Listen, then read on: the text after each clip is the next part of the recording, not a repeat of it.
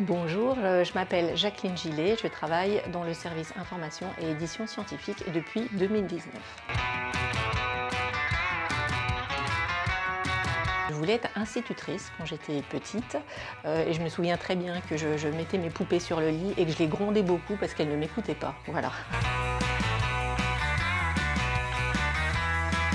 J'ai commencé par une maîtrise de physiologie animale et ensuite un DESS informatique double compétence. Alors c'est Master 1, Master 2 pour les plus jeunes. Et j'ai fait ça à la fac de sciences, tout près, donc tout près du bâtiment INRIA. Ensuite j'ai tout de suite débuté au CNRS, à l'INIS CNRS qui est une unité du CNRS. Donc j'ai été ingénieur documentaliste pour indexer les revues en biologie avec des mots-clés. Donc ça c'était avant les moteurs de recherche. J'ai fait 25 ans de carrière au CNRS et je suis arrivée à l'INRIA en 2019 comme chargée des abonnements scientifiques.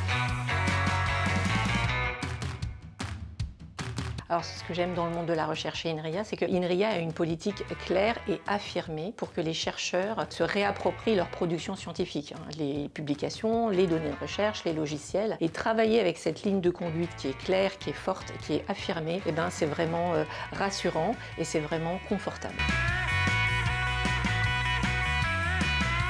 Alors, maintenant, je coordonne le pôle qui achète les abonnements scientifiques pour les chercheurs. Donc, on achète les abonnements auprès d'éditeurs commerciaux où les tarifs sont très très chers. Et ensuite, on donne accès à ces abonnements. Donc, ça nécessite de négocier avec les éditeurs, de savoir la ligne de commande et puis d'avoir des compétences techniques pour donner accès aussi à ces abonnements. Et tout ça, on le fait donc à INRIA, mais on le fait aussi avec un consortium national parce qu'on ne peut pas faire ça tout seul. Il faut vraiment être plusieurs pour pouvoir négocier face aux éditeurs. Je dirais, fais tes études, pars ensuite à l'étranger, trouve du travail, serveuse, travaille à l'usine, n'importe quel travail, et reviens quand tu seras bilingue en anglais.